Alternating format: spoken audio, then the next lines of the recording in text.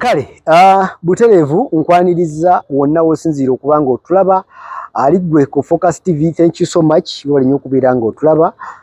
Nyongera okujjukiza gwe wenna ali mu Uganda, East Africa wamu ne diaspora nga wakkiriza nti Focus TV buli kyekufumbidde okiraba, notakoonako bukoonyi kulaba kikyereese wabula n'olabira ddala stories zaffe zino ez'enjawulo. Atugoberera okuva ku part 1 mpaka leero ku part ey'omunaana nga tugezaako kuba torch mu musango ogw'ebisiyaga oba ogw'okuvuga olupanka, guyite omusango ogw'okukola omukwano ogw'ebikukujju ogugenda mu maaso mu ggwanga lyattu Uganda. Ministry yavuddeyo n'ekwata sites eziwera ddala 5 sites 5 ezibadde zi feeding abantu ne obutambi obw'obuseegu, so ng'ate era mu bifo ebigendamu ebiwangaalirwamu ebikolwa bye bagamba eby'obuseegu nabyo biri ku bunkenke bwa kuggalwa. Mulina ekifo kya mukwano gwange ennyo kyatera okunnyumizaako ekya Besti, nakyo kiri mu waabo oba mu lusuubo lwabo abalina okuba nga maybe ministry ebaggala. Kino bwe kijjidde nga tuli mu mbeera ey'emisango egitali gimu, nga kulina omusango oguvunaanibwa abo abavaayo okulumiriza Robert Kayanja, pasita waffe ono omusumba okumuteeka ate mu bintu by'ebisiyaga. Okuva ku paati 1 mpaka ku paati gye tuliko leero ey'omunaana, bw'oba tewalaba biri ebyayita, nsaba ojja kuddayoko onoonye ku paati ezo biki byezoogerako, olw'ensonga nti bw'onoolaba paati 8 yokka n'otalaba biri eryo oyinza obutamanya sitole engeri gye tuzizimbamu. Naye nga mu nzimba yaazo nkuleetera abantu ab'enjawulo abalina amawulire n'endowooza ez'enjawulo. Ku luno ndeese eddoboozi erya omukulu ono nno anko wange yawangaala nnyo n'omusumba omu era musumba Kayanja ono, bingi byamumanyiiko. Bw'ojjukira yalaba paati 2 eddoboozi lyerimu anko ono agoberera sitole nnyingi nnyo ezigenda mu maaso mu mitimbagano gyaffe egy'enjawulo. So era muleetedde olunaku olwaleero naye abeeko byattaanya ku ebyo abangi be nakyaza be boogera, abantu biki be boogera n'ebigenda mu maaso bwe bityo.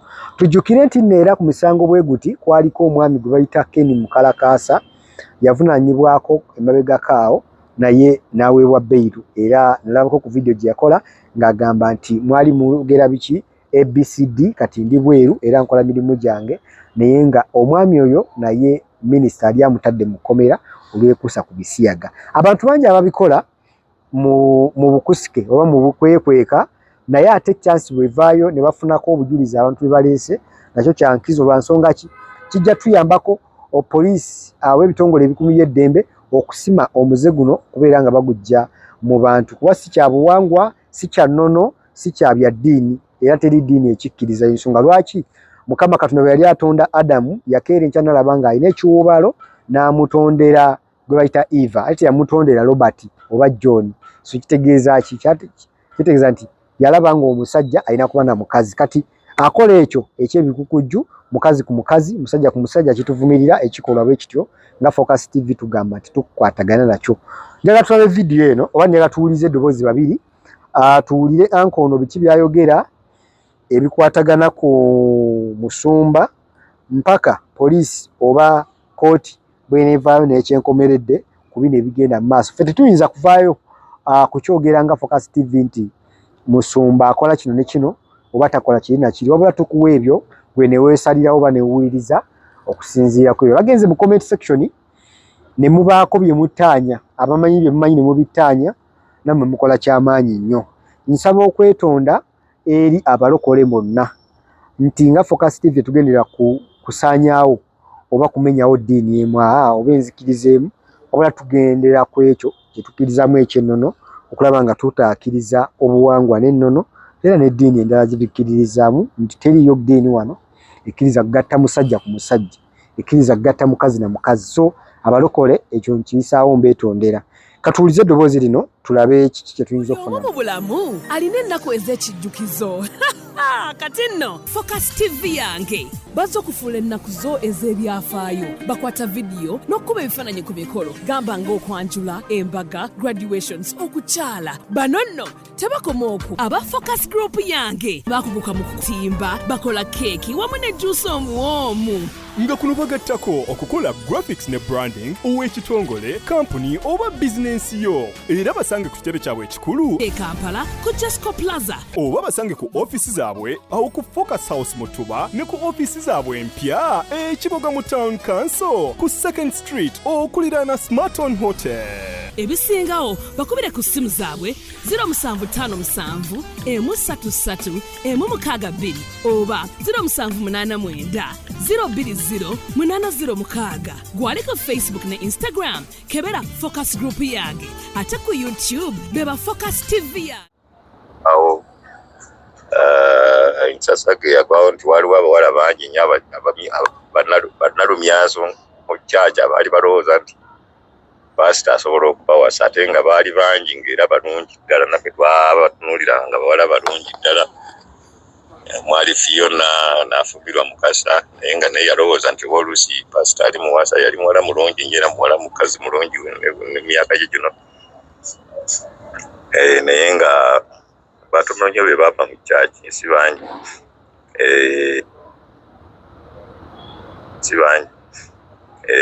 kyaleetawo obwegulumbu lwakyaleseewo ab'omu kyaki ate n'agenda awaseebweru naye nga kyakola bulungi kubanga abakulonda omu kuba okuva mu kyaki ate kyalireese ensasage ennene nnyo n'okusinga okuva ebweru kubanga baaligambye nti bakyalonzeemu nze n'alekawo oli mpozi ekyaleetawo obuzibu nti yaleeta omuntu ataali mulokole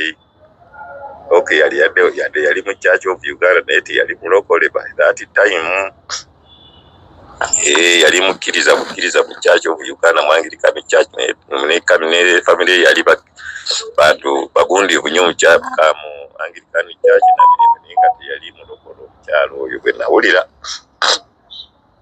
omwana muwala oyo yamuwasa akyali muto mu mbaga yali Makerere yali abyewuunyo nnyo naye nga bw'omanyi nti omuntu bw'awasa wabeerawo enkyukakyuka mu maka ne puroguramu zonna awo bakyekyaviirako abasumba bali be nagamba abaana ab'omuzinzi okubeera nti bawaava mu kyaki simanyi naye nga ensasa okay eyo abadde ayogera ku kya omukyala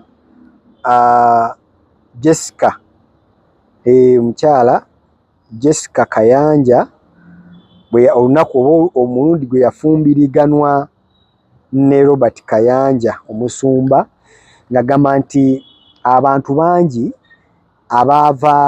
abaavaamuko ku biseera ebyo nga womanyi nti nno abaana banabeera ku kyaki ab'obuwala bakimanya nti omusumba si mufumbo of course era okweyagaliza kya buntu asobola okulowooza nti musumba bw'anaavaawo ajja kuwasa nze musumba bw'anaatusa okuwasa ajja kuwasa nze so ekikola kye yakola bo ng'abaaliwo ebiseera ebyo bagamba nti kyali kya buzira kyali kirungi singa alondamu omu ku baali mu kyaki ate bandigenze bangi nnyo naye eky'okumugya ebweru kyabalaga nti mwe ndi nammwe kubuulira njiri ndi nammwe lwakutwala kyaki mu maaso so si kubawasaamu so awo yakola ekyokusalawo ekyali ekirungi so ng'ate era waliwo ebirala bingi byakkaatirizaako ku bigenda oba ku ebyo ebyogerwa katubiwulire nabyo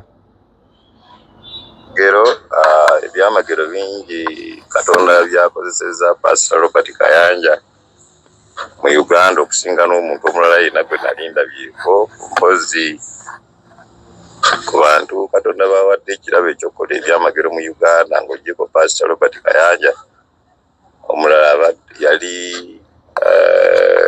omugenzi dde walabye ekkubo ne gundi ze ezimu ngenda zikulagako wano naye nkadde zadda naye ng'oyo musajja yali w'amaanyi nnyo yali genuine naye ng'abo be nalabyeko abakola ebikuuno ebyewuunyisiza ddala ebikwatibwako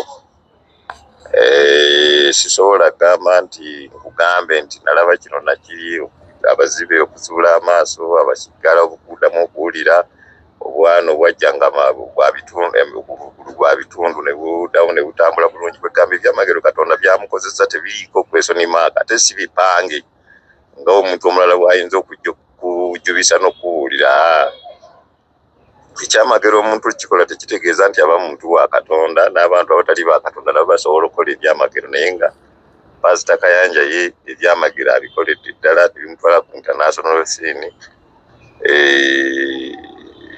Nze lumu nga nvudde Uganda nali mu kibuga Nairobi empewo mpitirivu nnyo n'empitamu nga nina omukyala mukwano gwange gwe nali mbeera naye nga yalwala TB ate nga walina n'akawuka ka siriimu nali mpangala n'omukyala oyo nga mukwano gwange nga bw'obeera ne mukwano gwo naye nga si bya mukwano. Ne tukwatibwa ekifube ekikambwe mu nnyumba mwe twasulanga era ye eventually yafa kyamutta naye nze mu mbeera gye nali kuba nali sirina ssente ndi desperate ndi stranded nasaba Katonda nga ngenda okwebaka omwaka gwali 2000 I think ale 2000 oba tugambe 98 yawo 1998 yawo nali ne desperate nnyo nali nakava mu kkomera nga sirina yadde ne ssente nsobola okugenda okugula amakerenda mu ddwaliro naye nga bwe nkolola musaayi kati nali nasabye Katonda ekiro nga ngenda okwebaka eyo naye ku makya saawa 11 nendaba ekirooto nga Pastor Kayanja ansabira antaddeko omukono ansabira enkeera saawa emu nazukuka nenfuluma mu nnyumba nengenda ku switi awali obunyogovu obuyitirivu ennyo nga somebody yadde t-shirt yadde sweater mu mpewo ya Nairobi nga bw'ogitegeera abantu ne bagamba tulaba muzimu tulaba Ssemagandi yabadde akolola omusaayi nga ndi mulamu kattebule n'olwekyo Katonda yayisiza muyo malayika ya Katonda yalabikiranga muye oba mu Kayanja nga yansabira naye nga Katonda yankyalira nefuna ekyamagero ekyo. Lumu edda mu 1993 gwe kwayo omulundi gwange okugenda mu International Conference Center nga bakagiggulawo baali gye bayita Nairo Manson emikolo gyonna egy'eggwanga gye gyakolebwanga kale Pastor Robert Kayanja yaleetanga abagenyi okuva ebweru abano ba Bishop Aita Hofsa okuva Nigeria baali batutumufu nnyo nga bakagga bavundu naye nga basajja abo baliko amaanyi ga Katonda. Kati omusajja oyo Idahosa nze gwe mulundi gwange gwokka okugwa wansi kubanga jjukira nti by that time nali ndi muvubuka mukyali muto kyasobola bulungi nalabanga abagwanga nti ndowooza bwe balwadde naye nga nze nagendeyo nga ndi mulamu twagenda mu conference naye Idahosa bwe yayimusa omukono gwe bw'ati nga ndi wala saali nakumpi naye yankwata nako najjukira neebase wansi saalumwa nti oba ngudde neebase biki okitegeera kale emaanyi aga Idahosa oba omuntu omulala yenna aliko omwoyo omutukuvu. Omulundi omulala we nafuna ekyamagero kubanga Bayibuli egamba nti ebyamagero mmere y'abaana ba Katonda. N'olwekyo ffe tukkiriza nti omuntu osobola okusaba ekyamagero by any time era kisobola okufunika era okubeerawo. Eddoboozi ly'omwami ono mutusaasire akayiseemu kaawo tufunyemu engeri ya technical problem naye tukitereezezza. Okay, tukyawuliza sitole y'omwami ono ng'akubuulira ebyo ebimu ku ebyo byerabirako mu church eya Miracle Center ew'omusumba ono bye yali abako n'amaaso ge oba ebyali mutuuseeko mu kaseera ke yaliko mu church. Katugende mu maaso. Tutambulira mu 1993 waaliwo obulwadde bwa siriimu nga buzikisiza abantu b'e Masaka mu kitundu kye bayita Lwankoni. Ne tugenda waliyo abasawo abakolanga mu ddwaliro Ennamire egundi e Mulago beekalwamu omulimu ne bazimbira abantu b'e Lwankoni kumpi ne Kasensero ekkanisa banasabiranga Katonda abataasa ekizibu kubanga bagamba nti gwali muteego gwajja okumalawo abantu be mu kitundu ekyo. Kuba twagenderayo ennyumba nnyingi ziriko obubugo, famire yonna yafa neggwaawo. Kati ne tugenda e Rwankoni eyo twagendera mu pulojekiti ya gavumenti, kwaliko omugenzi Dr. Samson Kiseka nga yatuwadde support eyo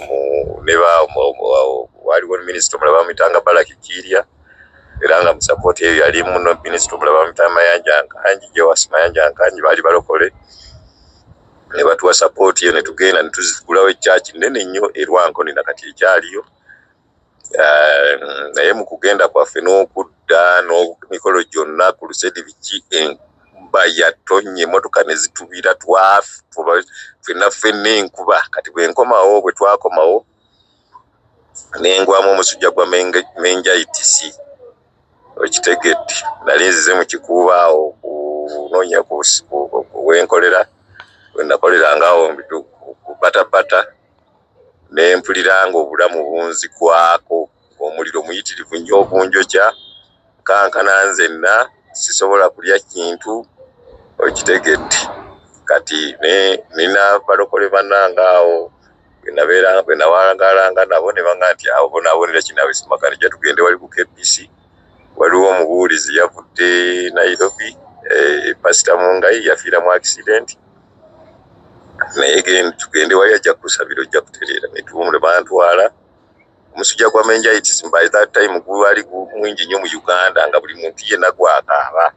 Olwekyo kyali tekinneetaagisa nagenda kupima kakasa nti gwe kale ne bwe gutwalibwadde meningitis naye nalina omusujja omuyitirivu nga sikyewulira, mpulira muliro gwonna gunjokya omubiri, omuliro gwonna jjukire fatiiki yonna, okitegedde. Naye bantwala nga sikyasobola kuyimirira, ne bannyimiriza mu maaso g'omusumba ng'asabira abantu awo ku KBC ssaawa 7. Yali avudde naye bamita Mungai, yawanika omukono gwe n'ankwata ku mutwe bw'ati, n'ansabira nga okunkwatako kwennyini naye nawulira muliro. Bwe yamalira okunsabira ne bantwala emabega w'ekyaki, banteeka ku kiwempe ne neebakaawo. Saddamu kuwulira na kutegeera, nazuuka wayiseewo essaawa ng'emu ne nsaba abantu sooda. Era olwampa sooda neegatta ku kibiina ky'abaali bayimba n'okutendereza Katonda. N'olwekyo ebyamagero sikyakwebuusa nti oba kiki bikolebwa, era abantu ababikola we bali, naye nga Pastor Kayanja y'omu ku bo. Ku ky'abaana abagambibwa nti bejja ne beegatta ku Pastor Kayanja mu 2020 nga baleetebwa abazungu, sikirinaako omutwe n'amagulu, sisobola kukikomendingako oba okukyogerako kubanga by that time saaliwo, nali ndi wala saaliwo saafolowinga mpozi development ez'okuzimba ekyaki eyo. Lumu nawulirako nga pastor agamba nti waliwo abantu abamuyamba okuwanika akasolya k'ekkanisa akaali kalemeredde, era bakkiriza okukola contract y'okubeera nti buli bajja kubeera nga bakola renovation buli luvannyuma lwa myaka 2. Kati saamanya abantu abo naye nga baali beebweru. Kati saamanya bantu abo bantu bangeri ki, era saamanya babazungu bangeri ki. Olwekyo ndirongolaani mu kulwaninga ekyaki kwankanisa eyo, kanisa nnene nnyo, ne kugirinovatinga n'okugiyimisa okugituuzaawo badde yeetaagisa ssente nnyingi nnyo. Simanyi part of the sponsors baavaawa, era mulimu ki gwe baakola contribution kyera baati ki gye baakola, naye kati simanyi, sobola ku ansalinga bibuuzo kati ng'ebyo. Kukya kitata sitegedde kitata kigwogamba, naye nga bootegeeza kitaka. Kitaka yali muyimbi, yali mwana mu famire y'entutumufu nnyo. Olaba awo Emmengo ku Nfudu, famire eyo ngundiivu nnyo yadda mu Buganda. Kitaka muzzukulu wa famire ey'Enfudu eyo ku bataka abaliwo abedda mu Bwakabaka bwa Buganda. N'olwekyo kitaka mu famire eyo bayasamboloka gwa simanyi, naye nga ku Nfudu awo nnyini Emmengo kitaka bamuzaala mu famire eyo, era we yavanga okujja okusaba. Kitaka tafanga ali London, eventually bamugoba mu kyanisa n'agenda e London yasooka kwegatta ku Namutebi nayo ne bigaana n'agenda e London. Nsuubira akyaliyo mulamu, siwulirangako nti kitaka yafa, akyaliyo, simanyi kiki kyakola by now, naye nga yali muyimbi omutu tumufunga bw'ayimba olaba okubeerawo kwa Katonda. Kale kwebyo by'ombuuzizza ndowooza ekyo kye nsobola okuba nga nkikuddamu beera bulungi.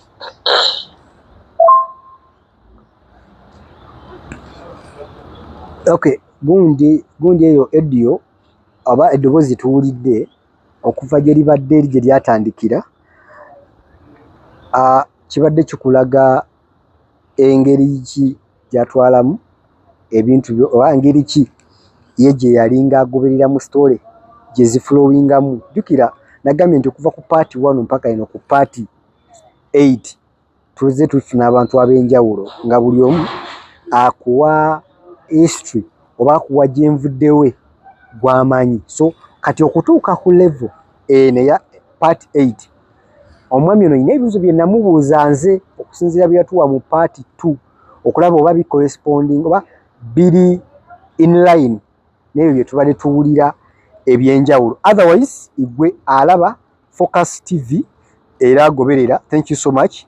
Nina ka video aka mukadde waffe omusumba ng'ayina byattaanyaako ku musango n'ogenda mu maaso, era nako ngenda kuba nkakuzannyira so that tusobole okurileetinga ku butya naki ekyenjawulo ekiriwo, naye nga nkujjukiza nti biri ebyaliwo luli ebibaddewo emabega eri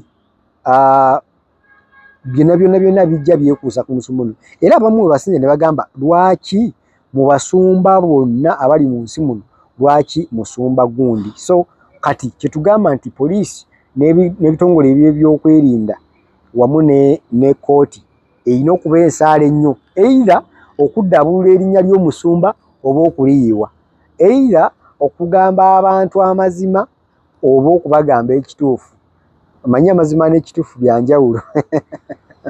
Naye nga tugenda kulaba vidiyo ey'omusumba nga kati oba nga annyonnyola ku musango guno n'ekituufu kiri ki, gwe ky'omanyi naye ky'amanyi ne kooti kyegamba. Bwe tuwulirizaako tukomewo. Baasoma amateeka bamanyi buli kintu kyonna, si kyakyezo oba kiki. Ne bavaayo ne bagamba nti Kayanja ne banne ebintu oli bye yali awawaabira nti baamuzaako omusango bituufu. Bwe tunoonyereza mu byempuliziganya, bwe tunoonyereza mu byabasawo oba ddala abantu bano baasobezebwako, bwe tunoonya mu bino nabyo byonna biraga nti ebintu bino byali bya bulimba era bano balina ekigenderera kyabwe. N'olw'ensonga eyo amateeka gagamba gatya? Amateeka gagamba bwe gati ti kino na kino na kino na kino omuntu bw'ati avunaanibwa asimbibwe mu kkooti yeewozeeko. Kati gwe musango ogenda luddawa mu kkooti ng'omusango guli si gwa Pastor Kayanja. Omusango gugamba Uganda versus n'abantu bano. So muwabi wa gavumenti yawoza omusango guli, omusango si gwa Pastor Kayanja, musango gwani gwa gavumenti okusinzira mu mitendera gy'enkulaze kwamba abantu balina kyoliro n'agamba nti olutalo wakati wa Pastor Kayanja ne Ssenyonga tewali olutalo wakati wange na Ssenyonga, tewali lutalo, olutalo teruliiwo. Omusango gwe guliwo, gulimu abantu be babiri. Era kyova olaba nti yagula balooya bameka? 5 ababawolereza. Balooya 5, omuntu bw'ogulira balooya 5 si kitono, si kitono. Bw'olina balooya 5 si kitono. So alina balooya 5 yabagulira era omusango gugenda mu kkooti. Kakati abawaabi wa gavumenti ze kyenategeddeko era kyenalabyeko ti buli bujulizi bwe baleeta obulumika abantu bali kkooti ebutwala. Buli bujulizi balooya 5 bagezaako okulwana obujulizi babugjeyo bakyalemeddwa kubanga buli bujulizi bwe baleeta butuufu. Buli bujulizi bwe baleeta kakati ezagamba nti nyiri twabakuba enyiriri, nze sikuba nyiriri, sikuba era olero badde mu saabisi olabye nga nkuba olunyiriri. So kakati omuntu kinagambye wano nti omuntu bw'abanga ozanyira mu kusoma kw'abantu n'ebitongole bya gavumenti n'obifula nti babigulirira n'obigamba nti byalidde enguzi n'obagaba balese bya bulimba ng'ate nayo wennyini omanyi oli mukwasisa w'amateeka kuba bwobanga obulira enjiri oba abantu bakwasisa amateeka. Mu Uganda tulinamu amateeka, tulina honorable minister wano, minister ali wano, atula mu parliament, atula mu cabinet. Byajje mu cabinet tasobola kubitwalawo mu parliament okujjako nga babimutumye ogendayo. So kakati boddira nenkera wano bacha neŋŋamba anze ndi ku Katonda yekka. I don't care about government. Parliament, they are all crooks. Government, they are all wrong. Police, they are corrupt. Ekitongole kiri bakiguze. Kakati gwe bwali otwala omusango wagutwalawa. Wagutwala ku police. Tewagutwala mu ggulu kubanga nga bagutwala lugano musango jage mujimpe mwena muli babbi omusango gwange nze njitwala wa Katonda. Almighty God emisango jijino will be having a different conversation. Obadde mulabi mulungi okuva eri gye twatandikidde mpaka wano ebigambo bya Musumba manyi obiwulidde era na osobola ofumitiriza kwezo pati zenzizo enkuwa emabegeri ne wano wetulina nga tewerabira nkujjukiza bannaffe aba Focus Event Services bagamba nti beeyune bakolera omukolo gw'omulungi ddala bakuwe services zino wammanga bakubira ebifaananyi bakuwe videography photography bakuwe decoration oba okutimba bakuwe juice bakuwe cake bakuwe entertainment ne kano kakulu nnyo omukolo gukolebwa omulundi gumu bulamu osobola okubeera nga obaddewo ebbanga lyonna ng'ogutegeka n'oguteekamu ssente n'obudde bungi ne gufa ku nkomero yaagwo ku service delivery. Tuyinza okuba bangi tunenya gavumenti olwa service delivery naye omukolo gusobola okufa mu lunaku lumu olwa service delivery oba ba service providers abakyamu. So tugamba nti wekwate Focus Event Services birenge okuwa bino byonna. Tuli ku TikTok genda ononye ku Focus Event Services official page eyo kweri tukulagako ebimu ku ebyo bye tukoze mu mikolo egy'enjawulo abantu betukolere newankubadde nga services zimu tuyinza tukwata video yazo naye tukkiriza nti buli service gye tulanga tuba tuli wetefutefu kubanga tugikolera tuba twali tugikozeeko ewantu ewamu ne wala. Oyo yali yambuuza ey'okufumba. Okufumba tukuwera ddala service ennungi abafumbi abali ku mulembe abalungi ddala nga Focus we are event managers tukuwa ne free consultation otwebuuzaako ne tukuwabula otwetaagisa okuwabula oba tumanyi nti wano wakulu mu by'emikolo. So nga ate gwe yes alina n'ogamba nze nafuna dda abatimbi tawe tukugamba osobola tuwa service endala nafuna dda abafotographer tuwe service endala nafuna dda abafumbi gwe tuwe endala wetuli okubeera nga tukuweereza akulaba nga tukuwa service ezituukana n'omutindo.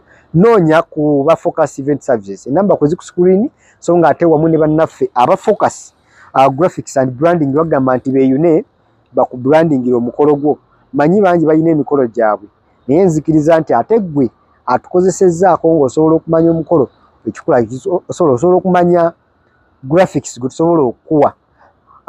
Waliwo yali abuuza ku kya t-shirts zonna tuzirina prices za njawulo. Waliwo olina okubeera ng'oyagala y'ekitogi waliwo ayinza okuba nga ayagala etali ya kitogi waliwo okuba ng'oyagala busaati bwe butyo buli branded oyinza okuba oyagala customized gift oyagala ku surprisinga mwagala wonna kirabo naye nga kiri customized kikopo kiriko ekifaananyi kye wallet eriko akafaananyi oba erinnya bintu bingi nnyo branding ow'ekika kyonna twekwate tukuwa stickers business cards customized key orders buli kimu ekigwa mu printing and branding oba mu printing and branding ne graphics ebyo basaale nnyo aba Focus graphics and branding bekwate gwe ayagala okufuna services zaabwe enamba z'essimu kwezi ku screen benjuliza okubeera nga bakolera service ez'enkukunala. Olunaku olwaleero nyinza okuba nga saagala kusussa lunaku lwaleero wano naye nja kusaba nti gye tunajja mu maaso eri tujja kuwa programs ez'enjawulo ezigenda maaso mu bulamu bwaffe obwa bulijjo gye bayita 360. Tugamba nti Focus TV ekuwa ebyemizannyo ekuwa social life ekuwa politics ekuwa emboozi waliwo n'ekibuuzibuuzi kitubeeramu oluusi nga tunisa topic ez'enjawulo okulaba nga tuttaanya ku bimu ebigenda maaso mu ggwanga naye buli kye tukuwa tukakasa nti tukufumbira oba tukuwa program erina kyekugattako mu bulamu bwo otherwise tukolana olunaku olwaleero nze Ade Wilberforce Sekirimu Muyanja tusigane mu vidiyo ezijja mu maaso eri for now bye bye. Kusubscribinga ku Focus TV yange bingi